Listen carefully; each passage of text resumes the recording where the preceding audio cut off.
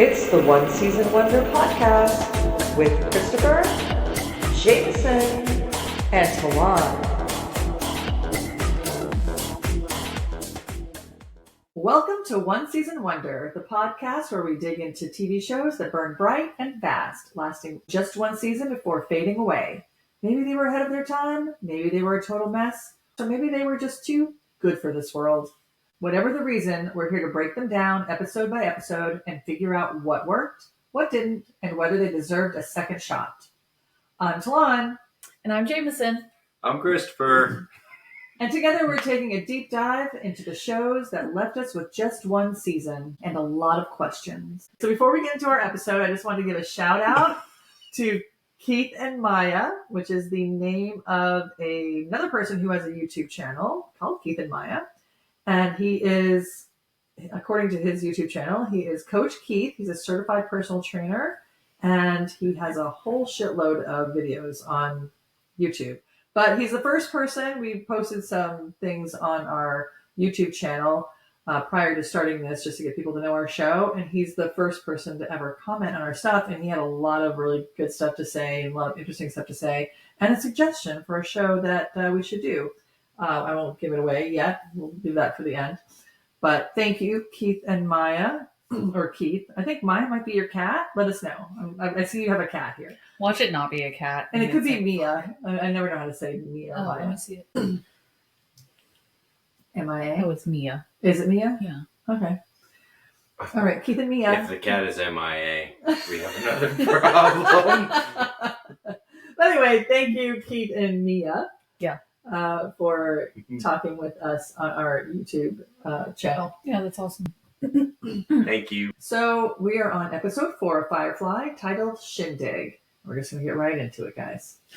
Mm-hmm. So as the show opens, they did change the opening a bit. Mm-hmm. Instead of Shepherd Book, who was doing the opening in episode 2 and 3. It was Mal. Yeah, it was Mal this time. And I actually like this one because it was really, I felt like the Shepherd one really went into everything, where this one was very succinct. He just basically said, this is who we are, is what we're doing. Mm-hmm. This is why we're here. And, I dig that. Yeah. I did not like his voice for it, though. Like, Shepard did a better job, 100%. He was the Morgan Freeman of the intro. Right, yeah. So it opens with Mal, Jane, and Inara in another bar, because I feel like they're always in a bar and they're always getting in fights. I feel like it's another bar, but they're pretty much all the same, though. Right, yeah. I want to go to that bar. Yeah, it was an interesting bar. They had those weird balls. Yeah, so my first point was, we're in this, like, rusty, dusty bar, but we got this fucking high-tech, glitchy like, balls. Glitchy balls. My favorite! I was gonna say, who doesn't love a good pair of high glitchy balls? Digital. Glitchy balls. Listen, guys, you don't want glitchy balls. Start the episode. But yeah, they're like right. super futuristic pool balls, right? Oh, yeah, definitely. Which I think is funny because it goes to show how the show is like this sci-fi western, but it's just it's interesting that I don't know how to like word it correctly. Well, it's just like the window like, in another bar. That's what I was gonna say. Well, it's like little touches, like, hey, this is sci-fi. But I think it's like a western where it looks old as shit, and like they shouldn't have the technology that they have, but yet they do at the same time. And again, people are still living like it's the Wild West, but they have this fancy, they have glitchy balls. So I don't know how they hit the glitchy ball. Like, I don't know. I don't understand. Well, it was all like fake because it made like little noises. And that's the thing. And I did not like how it made like a pew. Yeah. Not like a clack clack. Yeah. Like that would be so annoying. And that's why I was like, eh. And I would also wonder, how legit is it? Right. Yeah. Okay, so again, Mal, Jane, and Inara are in the bar, and Mal and Jane are playing pool with a couple of guys, and Mal goes over and tells Inara that she might want to leave because there's a thief in the bar, which just so happens to be him. Mm-hmm. So he pulls out a wad of cash and slips it to her, and she's all like, Mal, like, and she stuffs it in her bra. And he says, oh, it's not a big deal. These guys are scumbags. They're, in the slave trade. They're getting slaves to work on shit wherever they are on some planets that they're terraforming. But he was like, don't worry about it. They're not going to notice until they're ready to order some more beers. And as soon as he says that, the guy grabs him on the shoulder and he's like, boom. And he says, oh, good drinker. And and then they start getting into a fight. So they're all battling it out. After the fight, they leave. They're fine, unscathed. They head back to the ship. We see Zoe and Wash up in the bridge discussing how they seem to always have to leave places quickly. And we find out they're heading to Persephone to just refuel, grab some supplies and stuff, and get the heck out of there. Although I feel like they stayed there for a little while. Their plans had changed, so that's right. Yeah, but I feel like they still would have probably been there a little bit. Like, well, I think their initial plan was just to go get some stuff and then head out. But then later on, of course, we'll hit it. So they're up in the bridge. Mal shows up. They're talking. And all of a sudden, they're acting like they're about to crash or something. And Wash is like, oh, no, I got it. He's like, well, we might just crash and die. And I thought Mal had a funny line. He's like, okay, just let me know when we do, if that happens. Right. Because he's over fucking Wash's shit. Whatever. Just let me know. Yeah, let me know. Yeah. Then we get to see, now in this episode, we really get to see how Inara's job works. Mm-hmm. They really go into depth in it. We really see. So we get a shot where she's in her little shuttle and she's at a computer screen and you can see a bunch of guys' pictures and faces up there. And she's deleting a bunch of them, but I feel like her touching the screen was the same in every single one because she deleted some, but then watched one guy. Yeah, it was confusing, technique, but it's literally Bumble for the fucking escort. Right. Well, it was weird though because the first person she clicked on that started talking back to her, I thought it was just a recording. Like it was almost like it was a recording. Like the other guy called in. You could hear it ring. Yeah. Oh, I guess I missed that's what that. The buttons were weird. She wasn't really because I thought it was like a video it was like voicemail kind of thing. But then when the other guy popped up, I didn't know it rang. I thought she just clicked left on that guy. Just like, see ya. Yeah, but I thought she just clicked on the guy that she ended up talking to. Because then he said the whole thing about oh, there's that smile. I'm like, how does he know she's smiling right now? Yeah, because they could see each other then because he called in directly. The other ones were videos. Gotcha. Okay, so we get to see how Inara does her job. And actually, there's a lot in the story with her and Mal's relationship, I find. There's a lot of undertone going on that really shows that hidden desire for each other that they're doing. You see it now, Mr. Krabs? I see it. I see it now. But I'm wondering, because it doesn't always add up the whole time to me, which we'll get there in the episode. Uh-huh. But just the motives and one thing specifically that she said, I was like, you know what? She's right. But we'll get to that later. Are you talking about it adding up, them having this underlying... No, I know the underlying is there. I'm just saying it doesn't make sense how it adds up. He's almost a fucking recess bully. Just I guess we'll go explain it better later when we get to that point. I think so. Okay. Maybe. I don't know. Okay, but here we get to see how she chooses who she's going to be with. And she basically has a computer screen. It's a bunch of different faces on it. And she gets to look at each man's request for her. And then she ends up taking this phone call from a man named Atherton Wing. Douchebag. Yeah, I will from here on out call him Atherton Wing because I don't like him very much. I don't like him either. He was an ass. Yeah. All right. So he is a wealthy nobleman and a regular client of hers, and he invites her to a high society ball, which she accepts. She just happens to be coming there at the right time for it. He also alludes to how he, as it seems with many of the men apparently that are with her, he wants her to stay there with him. I mean, as soon as even though it wasn't said at this point, I got that that's what he was referring to because it seems like every man probably does that. Yeah. But we'll get into the details of that later because he does say he has a very specific question for her, or he's already asked her and she hasn't answered, which I find yucky. So as she's finishing up her conversation with Atherton, Mal enters her shuttle to let her know that they'll be touching down at 10 a.m., which she already knew.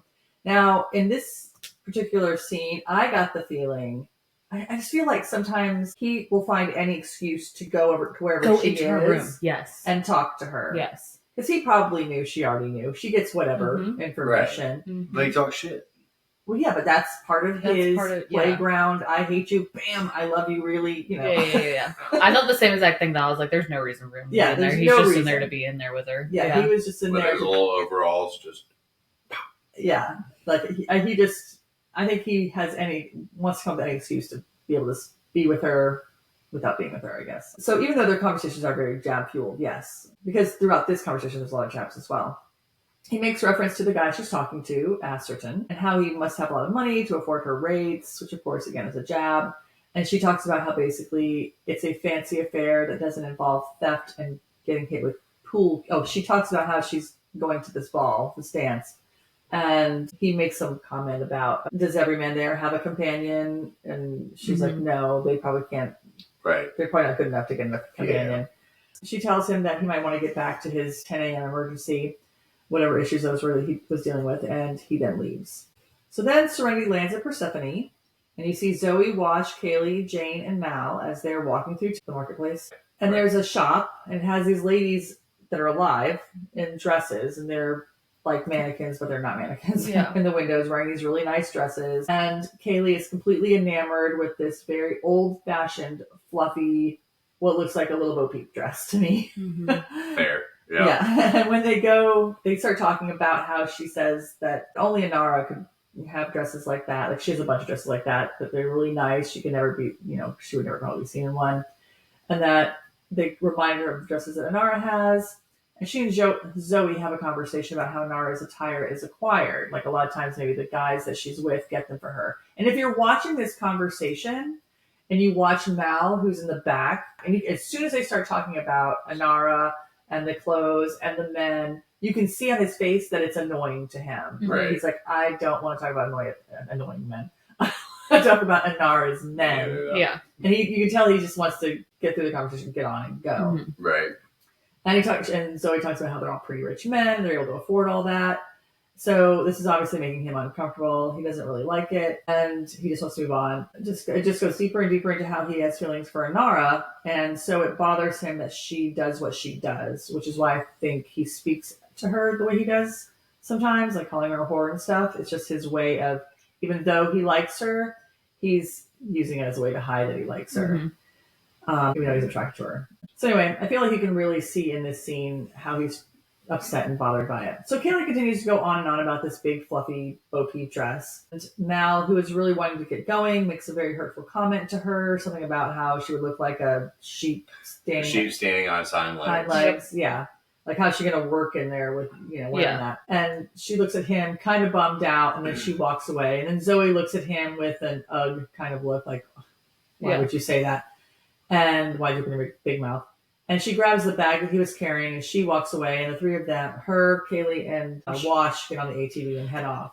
Point of emphasis for that, because when you feel awkwardness in a movie and you feel it, that was a moment. Yeah. Because it was his shitty comment, and then Kaylee, like, she did a good job saying, Kaylee. like, yeah. I was like, oh, that's shitty. It's like, I get the mood. Right. And then when you can see when they walk away, his face, he's like, shit. Yeah. Yeah. Like, and then Jane, of course, is like, are they mad? Like, yeah, I wrote down. Which I was like, perfect.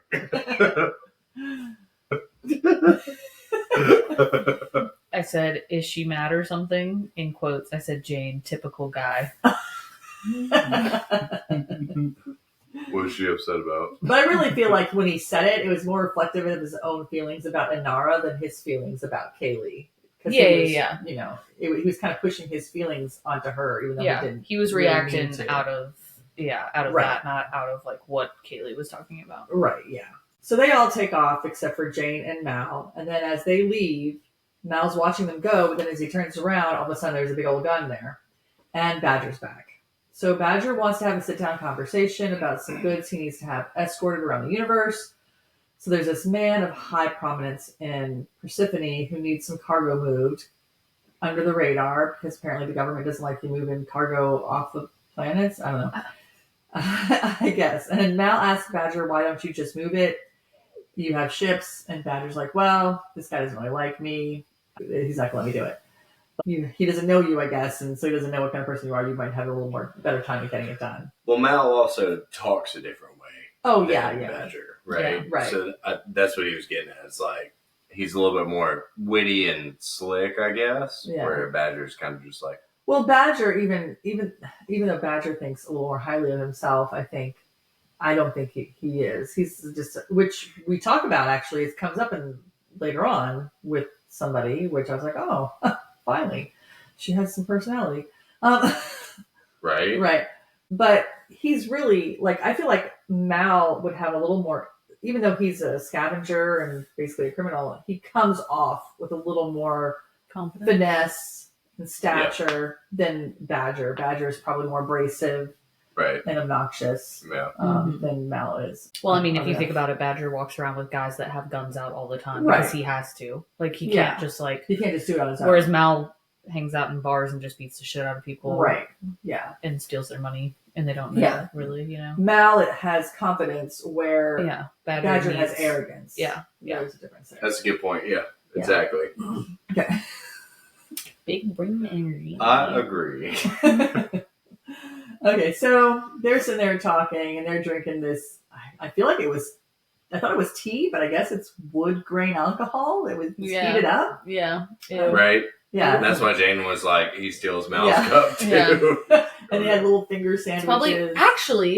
It probably makes sense that it's like a warmed alcohol because what's the... Sake. Sake. Yeah. And with it having that Asian influence, I bet you good catch.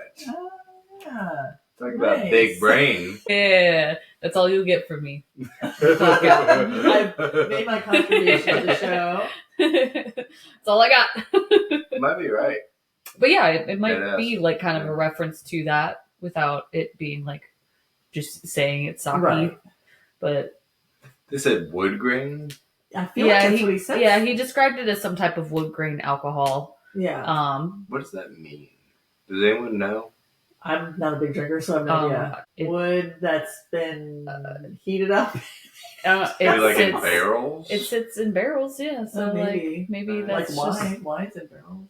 They're like all in barrels practically. Well, bourbon. I have no idea. Yeah, that's true. So he says, "Why don't you move it? You have your own ships." Badger makes a comment that the guy doesn't quite like him, and Jade says, "Why? Did he see your face?" And Mal kind of smirks at that. That was funny. Yeah, Jane actually had a few funny lines in this episode. You were right. The whole episode had like some funny little bits. Yeah, little jobs here. And Mal kind of smirked at that little line, which sometimes you don't really. I don't know if I've seen Mal smirk or almost kind of laugh at something that Jane says. Yeah. I think that's the first time I've seen it so far.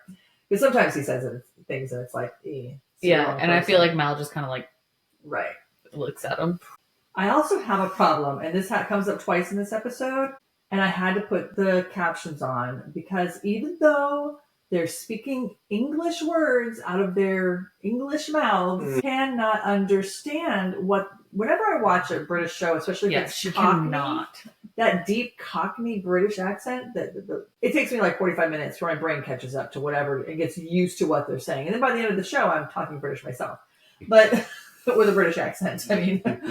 So you can't understand Badger. But Badger, and when River does it later, I was like, what the fuck are they saying? I have no idea what these English words are, even though they're English. With an accent. Like, I just English with an accent. Yeah. English. It totally breaks my brain. English. It's real English. Yeah. So I had to turn the captions on for those two parts because I could not understand anything that was going on. Would have been nice. This is a good spot for comments. Do you prefer subtitles or not? Give me a thumbs up or a thumbs down. I prefer not having the captions on because it's distracting. Can't watch something while also reading the words. It doesn't work unless you got eyeballs or you're a fucking chameleon. I'm not asking either of y'all. I'm asking the viewers. I'm just putting my input out there. I just find it distracts me because it makes me want to just, I can read it and watch at the same time, but it just makes me look so right at the words. Most of the time I don't need to read the captions, but it's so distracting. Maybe if they were a little smaller and like off center, maybe I would like it a little bit better. What they need to do is they need to make caption glasses where you just put the glasses on and you as an individual can just see the captions. That'd be sick as fuck. That'd be dope. TM. I would 100% be good with that. I wonder if you could do it with like the meta glasses or whatever that they have now. Maybe. Or they can have captions on the screen that you can only see if you wear the glasses. Mm-hmm. Because I think if they were in your glasses, they'd be like real close, unless they shot them out in a way that you could see them out here. Because you're like the whole time you're watching the movie. That you really couldn't fucking see the movie doing. But if you wanted to have captions, you just put the glasses on. The captions would always be there. You just can't see them with your regular eyes. You only see them with the glasses. So then Mal brings up the last time we got together and had a deal going on. You left us high and dry, and then Jane said, like, you hurt our feelings. which Jane has 3 funny lines in this. He has the first one about your face. The second one was, "Oh, you hurt our feelings," but he said it almost like he meant it. It was just funny how he said it. Yeah. And then at one point, Badger was trying to come up with a word to describe how he felt about Mal and the crew. And it was funny because, and I don't know if Mal looked at Jane weird because Jane came up with this word. Because you think it'd be a big word for Jane because Jane is kind of a doofus. But he was describing the way he feels about the way Mal is, and Jane says, pretentious? And then they both kind of look at him, and Mal's like, what? And so I don't know, I thought it was funny. Big word for the little guy. Yeah. So Badger lets them know that this man is going to be at this big high society ball, and that he's got a couple of invites, and that they could use to get in, and wants to know if he's going to take them up on the offer. And then, of course, we go right to the ball, which we were expecting anyway, because we know Inara is going to that ball with Asserton Wing. Douchebag. I like the little security with the that show his gun. Yeah, where he couldn't get through because and the fucking Duke of Ferdinand's like, oh, my bad.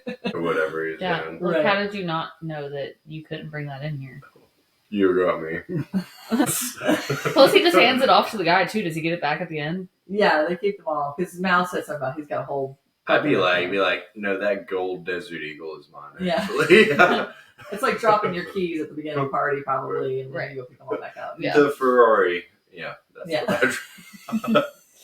yeah. Those are my keys. You need like a laundry ticket. Right. Have to hand it in. Yeah. Yeah. That's kind of like when they used to check your codes. Not a laundry, a deli ticket. Yeah. God, remember those? I remember those. So Inara and Asserton make their entrance. They go around. She says hello to a couple of people, and this is the first line that Asserton says to her that annoys me. But he says to her, half the men in this room want to be in your arms tonight. And she says, oh, well, I must be losing my touch, basically. And he said, oh, don't get me wrong. All of them want to be in your bed, which is obnoxious. Yeah. So I thought the same thing because she fucked him up on the line, but he doubled down and went back to something just too far. Yeah. Well, he was being a dick.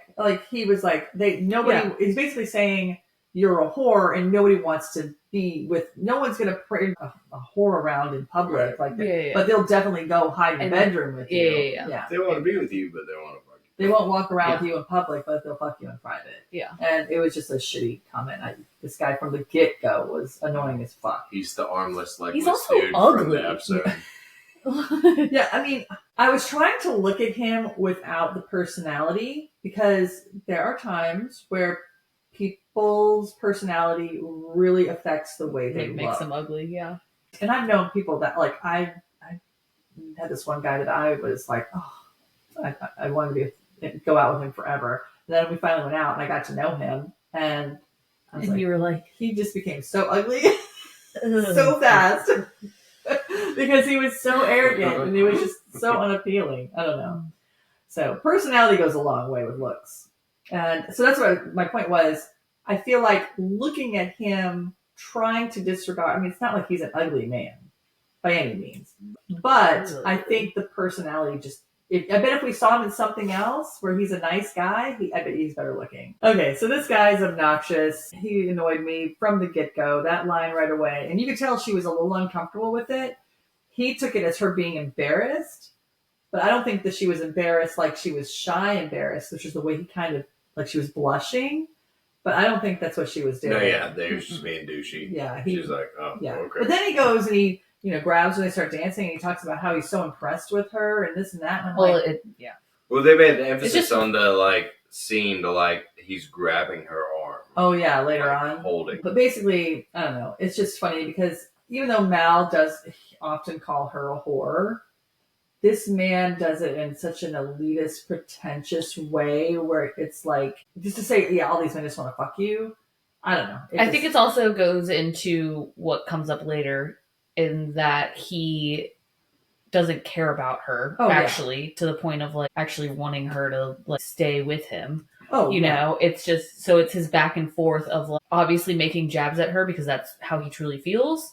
And then trying to make up for it because he's trying to convince her. Right. Well, that was actually my notes. I was like, are you just saying that because you said something kind of shitty and now you want you know that she's feeling uncertain about it because you said this, and now you're trying to make up for it by backtracking. He's a narcissist. Yeah, absolutely. He's a total narcissistic dick. So then we head back to the ship, and we see Kaylee working on something in the engine room, and Malcolm comes in and calls her name out, and she's ignoring him. She's still mad at him about the little Bo Peep dress and the comment he made. She finally says, I'm not talking to you, and he says, well, you don't need to talk. I just have a job for you. And then we go right back to this ball again, and you see Inara and Asterton, and we're now finding out the offer he's made to her, and that and again, so he wants her to stay in Persephone as his personal companion, not as his wife, not even as his girlfriend, but as his companion, basically making her a sex slave, to just him, and no one else. And I'm just like, really, dude, what the fuck? It's not like does she really want to be someone's concubine? That, I don't know, she's her own person. Right. I feel like she definitely enjoys being like completely kind of independent. Well, she likes being independent, but I also think that she's also, of course, waiting for Mal in some way. I agree with that. But apparently that's not out of the question, because I feel like her response was like, it wasn't an unnormal thing to ask. What? Maybe? For her to be like his permanent lady. Which, I guess considering like the job that she has, then I'm sure there are ones that just have one set person. I mean, she was obviously contemplating it. Yeah. I mean, she didn't say no, and she had thought about it because she does like the idea of just Persephone and being with those people and that kind of thing. But he's a dick, and again, he only wants her to be his personal companion, not his girlfriend, not his wife, nothing. So does that mean he could eventually get married, and then what? What happens with her? Right. She just, okay, I'm done. See ya. Yeah. I don't know. He annoys me. So, Atherton, you're a dick. I also get the feeling that she knows that this is what he's offering. She tries to be, like she says, he's like, well, that's not a yes. And she's like, well, it's not a no either. And she's trying to keep that business relationship open just in case. Yeah. Even if she chooses not to be with him, he can still partake in her business activities. Then there's an announcement of the next people to arrive, because they announced people as they were coming in. It was very, very formal. And it's Kaylee. And Inara turns around and is like, Kaylee? And she sees her, and here she comes around the corner wearing her big pink and white Little Bo Peep dress. Inara's shocked when she sees Kaylee. And then, of course, she's like, oh, shit, when she sees that Mal is with her, too. Mm-hmm. And so Kaylee and Malcolm walk in. They're looking around. She's super excited. She's excited about the chandelier. She's excited about some mangoes. He asks if the outfit's too tight. And she says, no, it shows off your backside. And then she sees all the dresses, talk about how beautiful they are. He makes a comment that she needed to be careful with her dress, because she said that her dress was beautiful too, because they cheated Badger out of a lot of money for this dress. Go ahead. What are you going to say?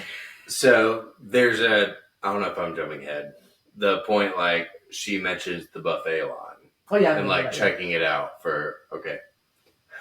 Make sure you bring up what she went to. It's okay, I wrote it too. I'm sure we all thought the same thing. As soon as I saw it, I was like, oh no. Yeah, well, the guy was carrying a tray, and she was like... I was waiting for part 2 on that. Yeah. Yeah. Okay. She says, yes, sir, Captain Tight Pants, which I thought was funny. Yeah. And there is a thing in here, though, before we get to that part, which also goes to Mal liking Inara, is Kaylee says, we should find Inara. She's here, too. And Mal says, yeah, she's here. She's wearing gold. Because she was talking about her dress. She's like, yeah, she's wearing gold. Absolutely.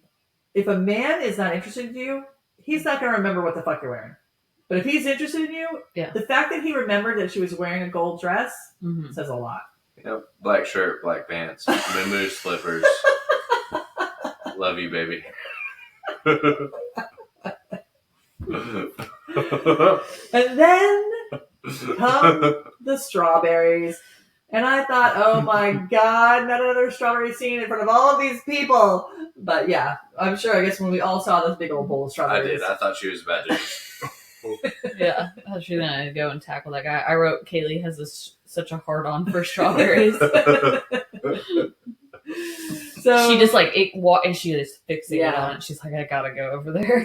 But she can barely even pay attention to Mal because she's so fixated on the buffet and all the fresh fruits and all the strawberries and all the food over there. So Mal's like, yeah, just be careful with the dress. But yeah, if you want to go interrogate the buffet, just don't get sick or something. So Malcolm starts describing to Kaylee that they need to find a man who's wearing a red sash. And Kaylee says, why is that? And he says, why is he wearing a red sash? And he says, I don't know, maybe he won the Miss Persephone pageant, which I thought was funny one too. So then we go back to the ship. And on the ship we have Simon, Shepherd Book, and Jane. Now a lot of the stuff that was going on the ship before, this stuff went down, I just felt like that was filler stuff because there wasn't anything major going on with any of that. But Simon, Shepherd Book, and Jane are all playing some form of poker. Dude, that card game was wild. I was like, I give up on keeping track of that. Plums are tall? Like, what the hell does that mean? Yeah, tall, and I got 3 circles, and you're going to get this, and here's my notepad.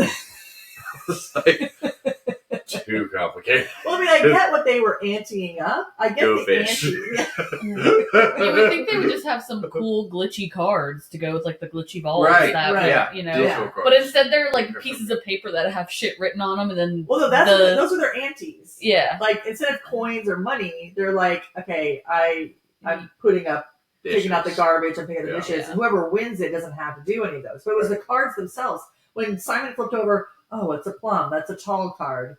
Like, it's a circle. I don't know what the fuck that means. You're right, Simon. And then somebody didn't take it, and somebody else didn't. Jane didn't take it, Shepherd didn't take it, and so he's like, well, it reverts back to the dealer. I have to take the tall plum. Yeah. That's what? Too much.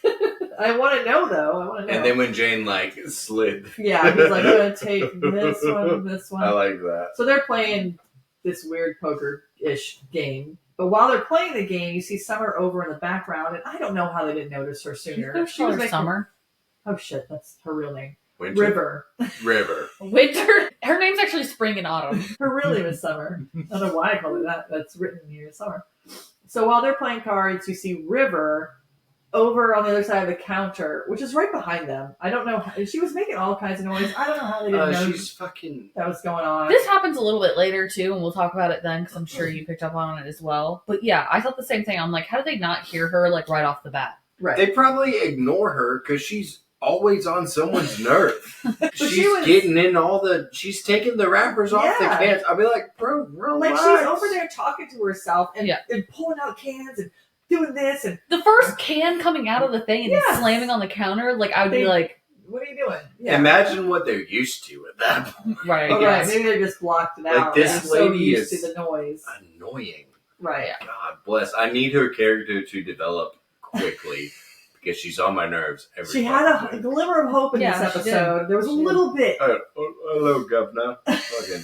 That's your role? Great, thanks. So while they're playing cards, you see her over there where the food stock is, and she's looking at the canned food, and she kind of starts going crazy about this canned food and ripping the labels off, and then she dumps out a box of some stuff. I don't know, crackers in a package. I don't know what those were.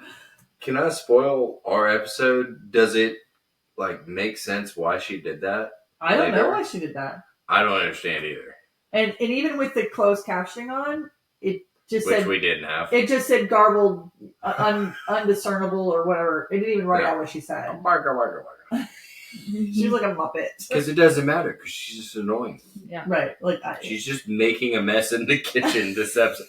That's her contribution. And just fucking it up, too, because it's how... what's his face ends up saying later? He's like, "We'll just have surprise dinners, mystery meals." Mystery meals. It's too much grace. She's just maybe she's just doing it for shits and giggles. Put her back in her bedroom. Yeah, what if she's just making this whole thing? Yeah, just and to she's be not even as a really fucked up, and she's actually already been so fucked with the Alliance that she's now actually infiltrating undercover, and she's just acting like a crazy person. Yeah, that's my plan. That's my thought.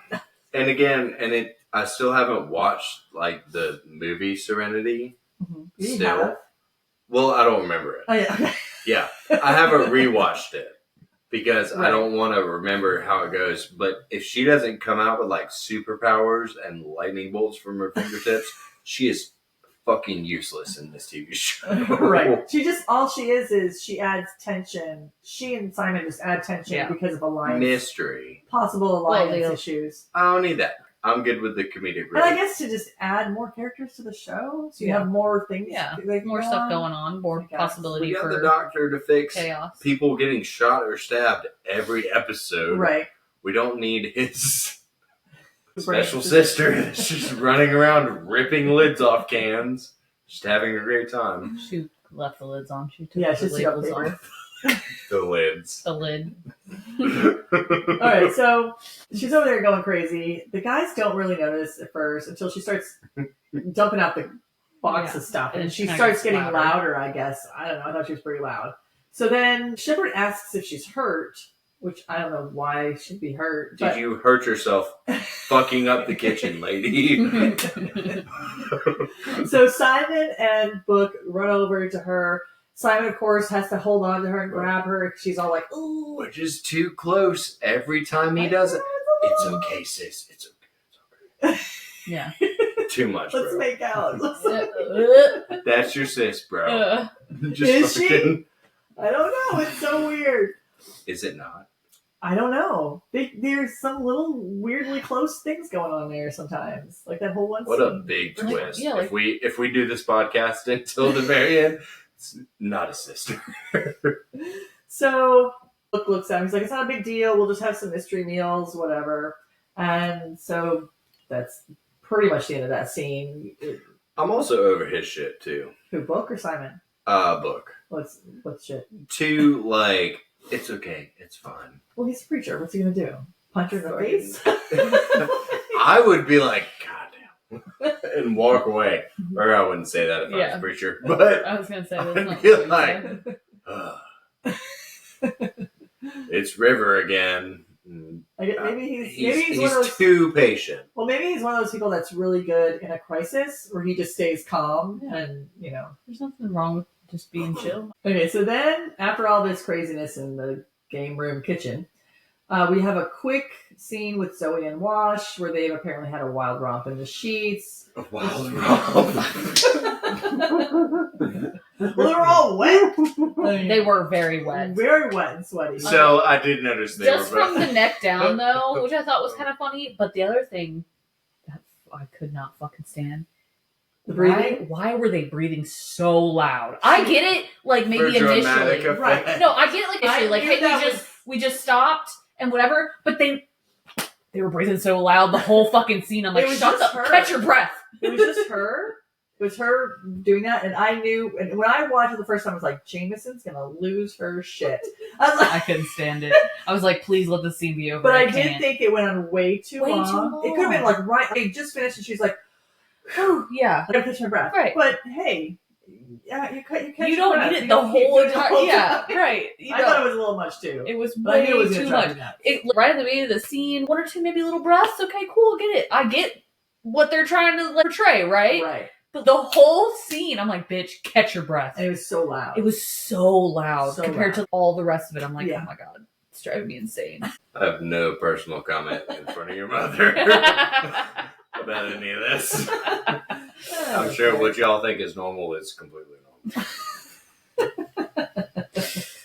I think it was because it was through her nose, and that made it so loud. Like if she'd done it through her mouth, it probably wouldn't have been nearly as loud. Either way, it was just too long. Bigger. It was just way too much. Yeah, it was a long time. So they just have this little exchange. It's nothing significant. It really has nothing to do with the story at all. It's just like a little scene that they have. So then we go back to Kaylee. She gets a strawberry. Fortunately, she does not put it anywhere near her mouth. In this scene. She was holding it the whole time too. She's like, talking like, but I have the strawberry whenever I want. I want to say she missed a really good opportunity though, wearing that big ass dress to just steal all of those strawberries. Oh yeah, that's right. She could have. So she's got the strawberry, keeps it in her hand. She sees a bunch of girls. She walks over. Well, first she walks to this guy. He doesn't say anything to her, but she's talking to him, and then he just bows and walks away. Yeah. And she looks a little uncomfortable about it. At least he bowed, though. Yeah. Then she walks over to these 4 catty bitches. Which, that whole scene tickled me. Yeah. Like, the end of that scene was fantastic. The end was great, yeah. Yeah. So she goes up to them. She's very, Kaylee being Kaylee, she's very happy and joyful, and she's all giddy up and excited. And she's talking to them about how, it's such a nice ball. Look at all the dresses. It's so great here. And the food, there's some melted cheese over there. Like, she's super excited about it. And the girls kind of introduce themselves, but you can tell that they're all fancy, schmancy or whatever. And she's just gushing about it. And then one of the girls says, oh, it's not as good as last year. And Kaylee says, what was that? What did they have last year? And she said, standards. And I fucked up out loud. I went, ooh. It was rough. But that was a good one. Yeah. So they're being really snotty and obnoxious to her. And then the main girl makes a comment about Kaylee's dress, who, of course, we all know she's super excited about this dress. And that she said she could resist it with the ruffles and all of that stuff. And the girl said that she needs to do something about her girl, basically the person that made the dress for her. Because apparently everybody gets their dresses made. Made it look like she got it from a store or something. Because Kaylee was like, what do you mean? She's like, well, she made it so that it looks like you bought it from a store. And so then Kaylee again is like, ugh, and feeling bad. And she's like, oh, I didn't know. But then this older man comes over and he dresses the super obnoxious girl that just said that. And he talks about how nice her dress is. And he makes a comment that it probably took 12 slaves, 12 days to get you into that dress. But according to your dad, it takes the wink of a schoolboy's eye to get you out of it. And I was like, sweet. That was it. He got her on both ends. And the funny thing is when he gave her shit about the slave made dress, she was all like, yeah, isn't it nice? Like, she didn't care about that part when he's still putting her down for that. And then, oh, and by the way, you're a total tramp. Yeah, right. That was and your dad knows. Yeah. Too. Like, ugh. And he's telling his friend his daughter's a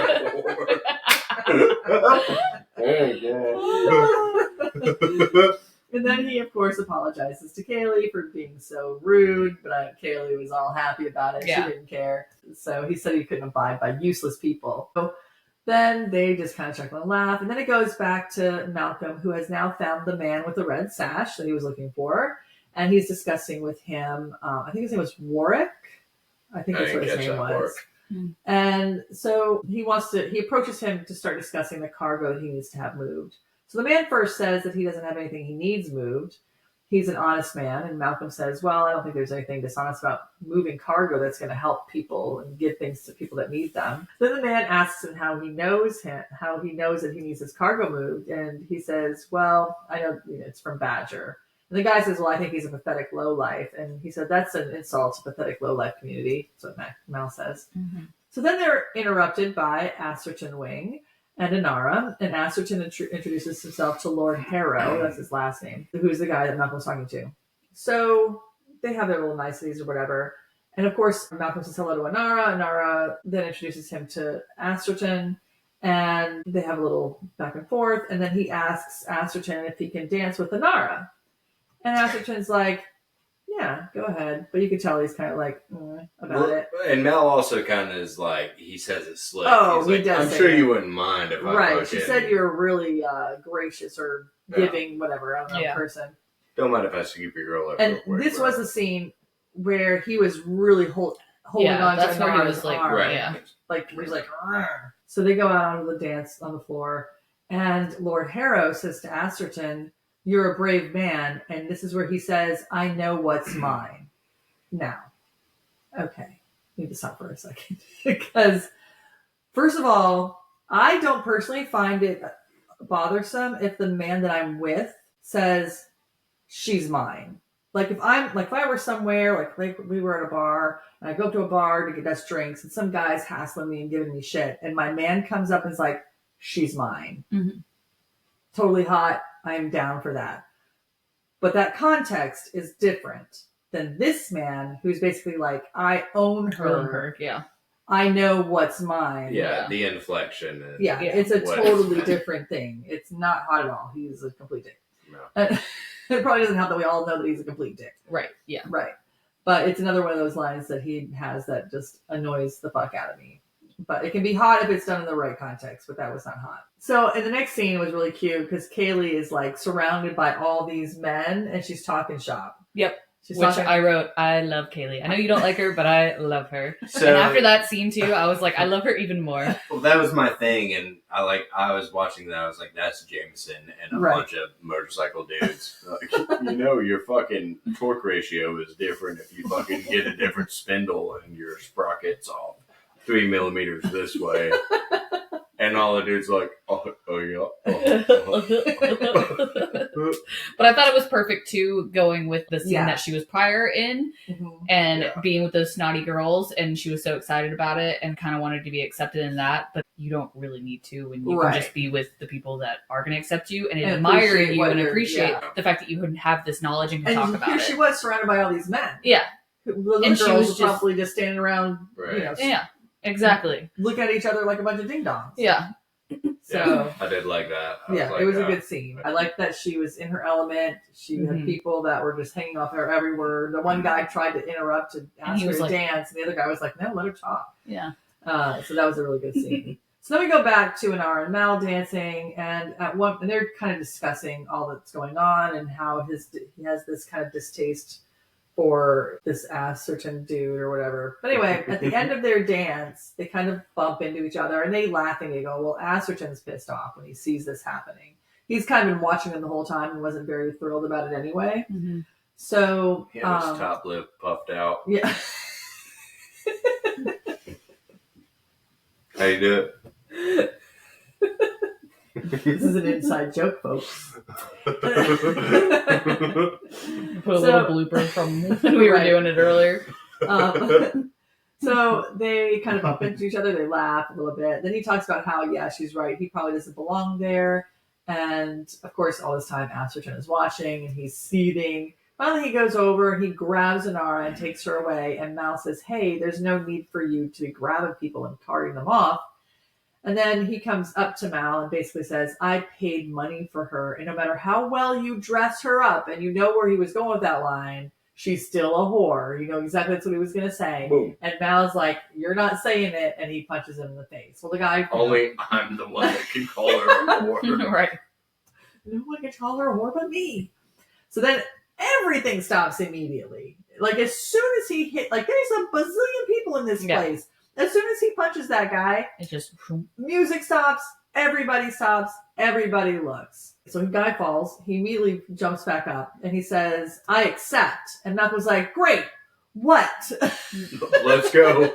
Let's go, bro. Me too. We're going to have a duel. And so he's like expecting to fight, and then he's like, oh, well, we need all the guns from the guy out that take all the guns. And so he's like, no. And the guy behind him, his keeper guy, whatever, he's like, oh, someone will bring you a sword. And he's like, a what? So, and we get the idea, obviously, that he's never really wielded a sword before. But apparently this Asserton fellow is quite the swordsman. So then the Lord explains to Malcolm what's going on. And basically when Malcolm hit the guy, it was like back in the day when they took the glove and slapped you in the face, that meant, they're going to have a duel. Of course, back then, I feel like it was guns. I don't know, but I did write down in all caps, swords, ! Question mark. Because I love how we're sci-fi Western, but also medieval. Right. Like, we're just throwing that out there all of a sudden. Like, we just got swords now. Like, that's what we're going back to that, you know? Right. That's because dudes want swords. Right. It's lightsabers, all, swords. It all goes back to Star Wars. Any kind of fucking... All for it. Right. But I feel like they also probably... Because, Malcolm's obviously good in a fight. Mm-hmm. He's also good with the gun. They had to put him in a situation where he was going to be the underdog. Yeah. And this guy was obviously a sword guy, and Malcolm was not. So they had to do something to... Well, yeah. No, I know. I just thought it was funny. It's like, okay, we're just throwing it all out there. Swords, man. Yeah. Swords. Guys and swords. Yeah, it makes sense. Interesting. Yeah, mm-hmm. That makes sense. Totally makes sense. You could just have one attached to you all the time. You do, sort of. Hey. It's all phallic. It literally is all phallic. Sword fight. Are we talking about the same sword? Yeah, dick. Okay. Yeah. I thought you meant my pocket knife. No. I got the little sword. No. We're probably going to get demonetized for that. Oh, shit. Yeah, you're going to have to cut that out. Yeah. I have a pocket knife. Nope, we were just talking about sword fighting. Yeah, okay. I'm talking about dick. You're talking about pocket knives. We're in a completely different place. So it doesn't have to be one. Right. Alright, fair enough. I thought you picked up on it when I said it initially. Because you laughed, but then you didn't get it. And then because dudes like swords. Yeah. Right. And then I said, yeah, you have one attached to you all the time. Right. Makes sense. Well, me and Mom were on the same page. Pocket knife. When do I ever not have my pocket knife? When you never not have your penis. If you guys sometimes I forget it at home, okay? If you want to know who the innocent one is on this podcast, right? It's the dude drinking. My guy just stuck there some Velcro and detached. Yeah. Throw in the wash machine. I don't know. I was letting it out, hang out to dry, and I forgot it. Forgot to reattach today. Okay, so the Lord guy that he's trying to do this cargo thing with comes over and starts explaining to Malcolm what's going on. So basically he has said, we're going to duel, that he explains that he will be his second, meaning if Mal doesn't show up, this guy's going to fight in his place. Basically, one, they're going to put him up in a room so that he doesn't leave. Two, if he does not do the duel, then this guy will be his second, which Malcolm's not going to allow this old guy. I mean, he's not old, but he's not sword fighting this young dude. So he's not going to let that happen. Inara is there, and of course, in this discussion, as they're talking, Asterton yells at her from across the room in a very obnoxious way, of course. And because, he owns her. Yeah, he owns her. And come here. Finally, after the second time he yells at her, she goes over. So then we go back to the ship where Badger shows up and his crew to let them know that Malcolm got himself into a little bit of trouble. Now he's going to be in a duel with this Asterton guy. And it's a sword fight. And they're all like, what the fuck is he going to do in a sword fight? And Simon says, well, he's a good fighter. I'm sure he'll do fine. And he knows about swords, right? And Zoe's like, well, I think he knows which side to hold. So I thought that was funny too. She was like, no, he doesn't. Yeah, that's basically, he doesn't know shit about swords. So then they're talking about, well, they definitely need to go and get him out of there. And Badger's like, I don't think so. And he doesn't want them to do that because this is his home and he doesn't want to look like he brought a bunch of asshats in who would cause him problems. So the whole reason why he's there is to make sure they don't go and save him. And then, of course, he first walked in and then a little while later, his crew comes in with Kaylee. They've got her as well. Yeah. Because Jane was like, click. Yeah. And then, 8 of them come in. Yeah. And Zoe was like, probably shouldn't not do that. So then we go back to the ballroom. Well, it's not the ballroom. It's the hotel room. Back to the hotel. And Mal's in his room and he's practicing his sword technique. Then Inara brings out her magic ball. Jameson, you have a magic ball with you. I reattached it. No. Oh, darn. Oh, okay. Anyway, the door handle, to keep him locked in, you can take the door handles and they just take them off. Take them off and put them back on like magic. Oh, is that what? Yeah. See, I took it as that's the hotel key. No, I was like, that's so knob. Inconvenient. Carry the doorknob everywhere you go. It's in my notes. It's kind of fucking hotel key is the whole doorknob. And who has the pocket space for that shit? No, it's like he was locked in a room, and that's how you get in. Because that makes a lot more sense. Because I was like, that's stupid inconvenient. And it was like that size. Yeah. Only it glowed. And Inara don't have no pockets. What's she doing with the doorknob? Yeah, that was when I had him locked in there. Then you can just attach it and it glows and it turns open the door. That makes a lot more sense than that's your hotel key. Dude, could you imagine if a front desk was like, yeah, here's your doorknob, sir. Have a good stay. Where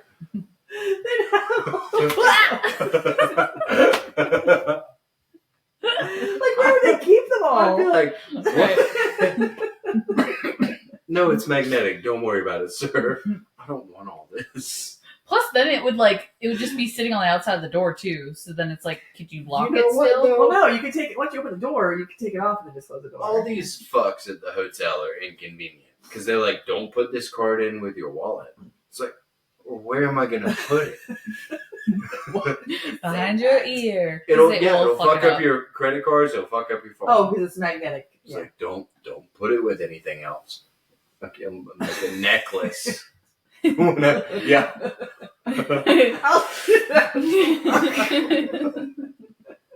I think we gotta go. I gotta shit first. Super inconvenient. Not happy with the holiday. So what we should have is the whole doorknob. Right. That would be more convenient. No, just it's an all around inconvenient experience. Yeah. I'm not happy with that. No. Okay. What if they gave you like a key? They used to. Crazy thought. Back in the day. Yeah. Back in the day, they used to have little weird shaped things on the end. Just give me a fucking key.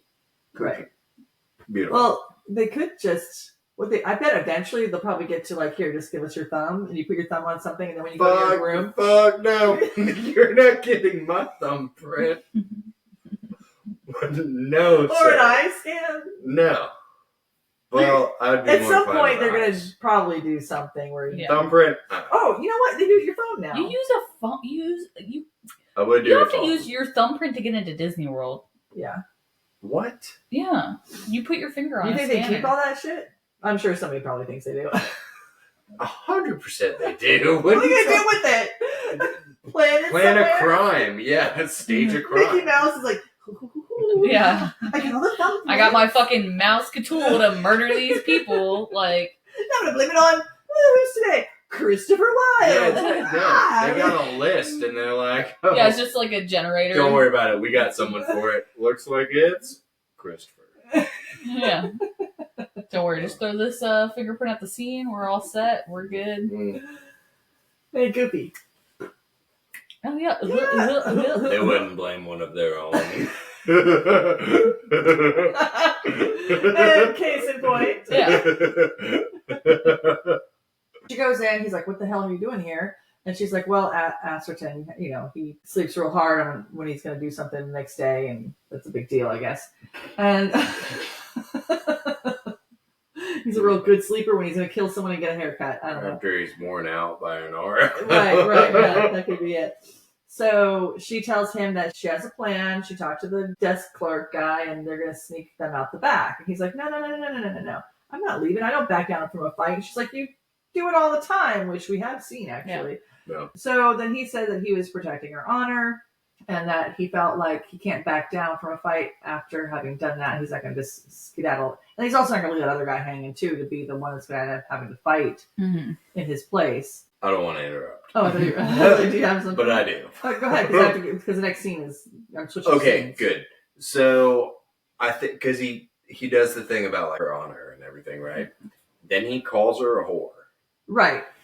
And she calls him out. She's like, it makes sense. Like, you're going to defend my honor, but you're still going to call me that in my face. Yeah. I think it's almost...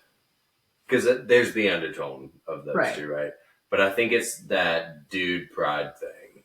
Right. More than your honor and but no, Mal's probably like, no, I don't like this dude. Right. But I'm sure it's a good mix, if nothing else. Mm-hmm. But yeah, he's probably like, that guy's an asshole. I'm absolutely gonna try and do whatever I can.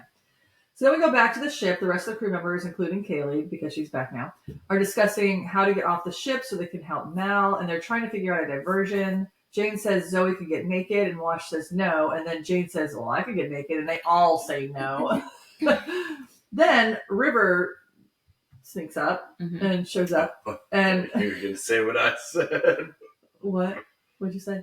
When it panned to River during the episode, I was like, oh, River gets naked again. Oh, that's right. River gets naked. So Shepard notices River. Go ahead. Really quick. And this goes back to the scene of her opening the cans in the kitchen. But those motherfuckers couldn't hear them whispering to each other about making a plan. Oh, yeah. They're all right there. And fucking Badger's right behind them, walking behind them. And they're like, but they're really like, like they're not whispering at all. And they're also all right there. It's not like there's anything separating them from Badger. They're all in the same room. And I'm like, really? You can't hear them talking? Babe, if everyone watched their shows with subtitles, They could have made it more realistic whispering. This is your argument for subtitles. Why? Because it would say whisper and then whatever. Maybe. Or yeah. With a little fancy font. Basically, if we can't hear them, they can't hear them either. That's what he's saying. It'd be very realistic, and then you could actually know what they said. Right, but I could hear them perfectly clear because they weren't whispering at all. Because you don't watch the fucking subtitles. No. It's a weird circular thing going on there, yeah. But I get what you're saying, but it's very out there. But anyways, yes, I thought that was very funny because I was like, everybody can definitely hear what they're saying. Or maybe Badger could hear him but thought, they're not getting out of here no matter how they tried. No. Like all these guys with guns, they don't have any guns. But I thought it was funny. Maybe, yeah.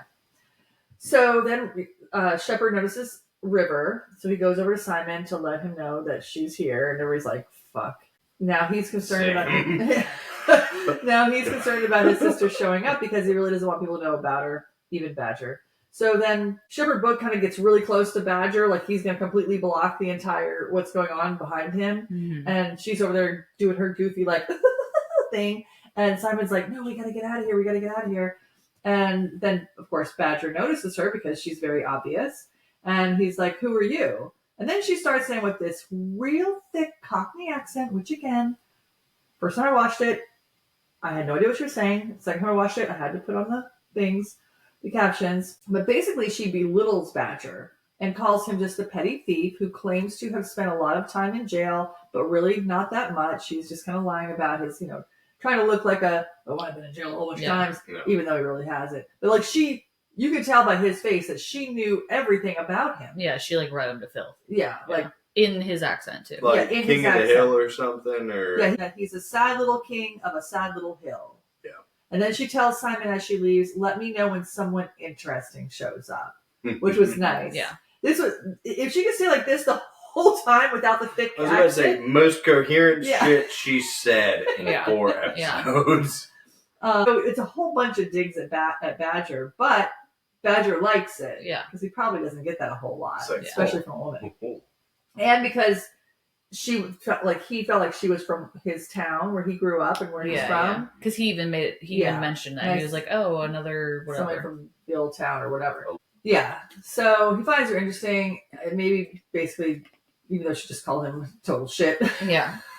But maybe because she wasn't afraid to do it, and that's what he found interesting about her. And he liked her, so. But she's not Cockney. She doesn't have a Cockney accent. And it goes kind of to her whole thing, like, can she just telepathically read people? Like, she knew that guy in the other one where he was the Reaver. Mm-hmm. Like, she knew everything that was going on in his brain. Yeah. I don't remember the movie. The and show? I'm so upset with myself. The movie. Because I watched the movie. Okay, yeah, I don't remember. And I know it has whatever's going on. With her in that? Yeah. Well, we'll definitely end up watching. That's what I'm saying. She better shoot lightning bolts from her fingers. Or levitate and solve the whole thing. Right. So anyway, after all was said and done, everyone was actually kind of impressed by it, including Jane. He was like, yeah, that's the diversion that we needed right there. Mm-hmm. So then we go back to Inara and Mal, and she's trying to help him learn how to handle a sword. And at one point, she goes up to him and she tells him that it's about being fast, not about being strong, because she tells him that he keeps trying to go in with his shoulder instead of just quickly doing it here. That she says it takes less than a pound of pressure to pierce the flesh.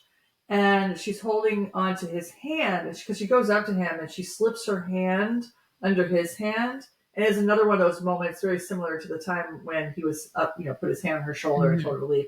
They were close, and it was just that kind of thing. Bets right now if they fuck or not. 100%. I don't think they're going to do it. It's one season wonder. I don't think they're going to do it in the season because things like that, whenever you have a couple who has that kind of tension, it takes for season 2. It takes sometimes 4, 5, 6 seasons before they finally get to hook up. I'm also going to say no. But maybe they'd let them do it in the movie. I think in the movie when they bring it all together, because I'm sure people are like, that's what they want. I would assume that fans... Was the movie after the show? Yeah. They made the movie because fans were wanting it to come back so badly, so they went ahead and made the movie to sum everything up, to close it all out. Yeah. So I feel like in the movie they probably do. All right. But you didn't make your bet on first season, yes or no? Oh, not in the first season, absolutely not. But you say yes. I take it back. You can't. Why'd you ask me again then? Okay. Right, so she's holding onto his hand, and it's like one of those moments where it's very intimate, and you can kind of feel that intimacy there. He says, "Do they teach you that in horror school?" Mm-hmm. And she's like, "Dude, yeah, that's where she gets. You're out here beating up people for my honor, but yet you call me a whore to my face." Yeah, is basically what she says. Yeah. You know? And then Mal makes note of the fact that he may not respect her job, but he respects her, and that guy wasn't respecting her. Mm-hmm. He didn't respect her in any way, her job, her nothing. Like, it doesn't make sense. Is that the part that you're talking about? Did you say it didn't make sense? That you were trying to say didn't make sense? Yeah, he's literally calling her whore, and he's like, he doesn't respect you. Oh. Well, his explanation is he doesn't respect her job, which that I feel just goes back to the fact that because he has feelings for her, he doesn't want her to be with other men. Yeah.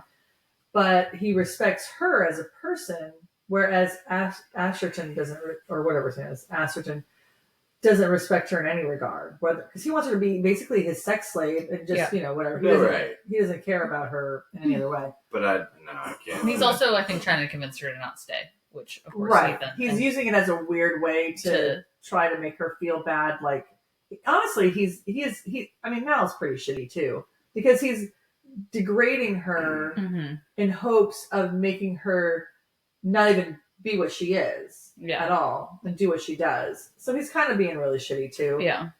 Maybe he's just bad at like that part of his feelings. Well, yeah, obviously. Clearly, yeah. Okay, guys. I'm just dude on an all-ladies podcast. So ultimately, Mal asks her not to accept Asherton's offer. And you see here where it comes out of his mouth. You probably think he didn't really want to say that because he tries to find a reason other than the real reason why he doesn't want her to accept it, which is because he wants to be with her. So he asks her not to take the job. And mainly because he says that because this guy is probably because if you accept his offer, then that means he killed me, and I don't really like guys that kill me. That's basically what his reason why, which is not really the reason. We all know that. So then Inara kind of is like, well, I gotta go. I gotta get back before Asherton gets up. He gets up early. Okay, so the next morning they're gonna duel. The duel begins, and they're kind of just going back and forth and back and forth. Malcolm gets a little slice in on his arm. Of course, Inara and the Lord guy, they are like, this guy's just fucking with him. Mal thinks he's got the upper hand. Like, oh, I just got you with the sword. And you're just be really good at what you do. And they're like, oh, he's just toying with them. He's kind of allowing him to think he has the upper hand. And it continues on. And at one point, Asherton puts the sword behind his back. And Mal goes charging in at him. And Nara's like, please don't fall for this shit. And he does. And the guy turns around and stabs him somewhere in the gut or whatever. Yeah. So then the dueling gets more intense until it gets to the point where Malcolm's down on his knees and his sword is down, and Asherton steps on it, breaks the sword off the handle.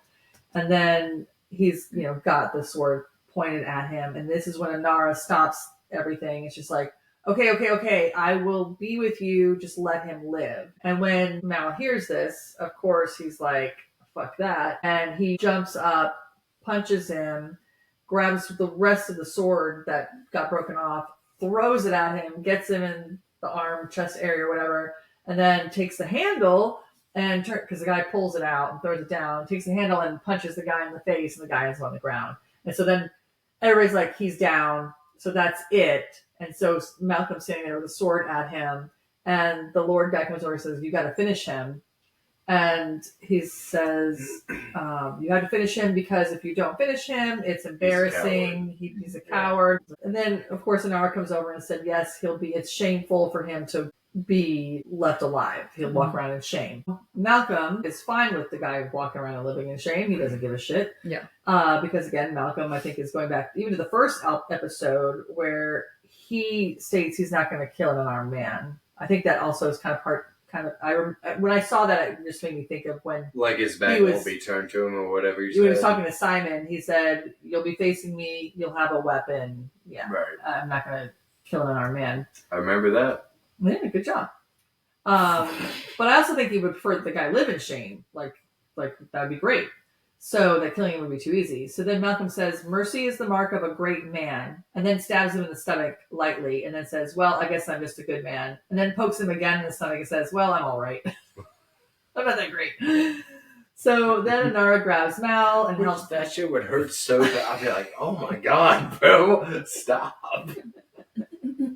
So Inara grabs Mal to help him back to the ship, and ascertain he's still on the ground bleeding, yells out angrily at Inara. Like he's like telling this chick, you need to come back here. Like, what the fuck, dude? Yeah. So then the Lord goes over and says, you've lost her, be gracious. And then he says to her, again, super fucking asshole, you set this up, you whore, after I bought and paid for you. And then makes the statement that he should have uglied her up so no one else would want her. I was like, dude, fuck off. She put that bitch on the blacklist. Yeah. So then Malcolm looks at her and says, see how I'm not punching him? I think I've grown. Mm-hmm. So then the guy continues to go on and says that she's going to starve. She'll never work again. And then she turns around and says, that's not how this works. You have earned a black mark in the registry, so no other companion will ever be with you again. Mm-hmm. And this obviously goes to signify yet again how the companions are in complete and total control of what they do, and are looked upon in a very good light. And they get to control who they do it with as well. And then big dude's like, now you got to pick up girls based on your personality. So good luck with that, bro. Good luck. Right. So they're not. So the clients aren't in the power seat at all. It's definitely the companions. Yeah, they're absolutely in the power seat. Yeah. So then Inara and Mal are walking away, and the Lord goes up to Mal and says, "If you're going to fight that hard, I'll let you. I'll go ahead and have my product on your cart in your cargo bay by midnight." And Mal's happy about that. They get back to the ship. The crew is still trying to work on their secret plan, not so secret plan. And, everybody's like, and then Malcolm and Inara walk in. Everybody's like, "Oh, thank God." And we were just about to come and get you. Mm-hmm. And then Badger asks Mal, did you get the deal? Mal said, yeah, now get off my ship. So then we cut to the final scene. You've got Inara and Malcolm who are sharing a moment, drinking some wine made by Kaylee. And they're discussing the night and how Inara said that she really wasn't going to leave anyway because somebody had to watch over Kaylee and make sure she was okay and all of her stuff was there. And who would want to leave the Serenity anyway? While she's doing the whole... Right. But basically, she kind of does...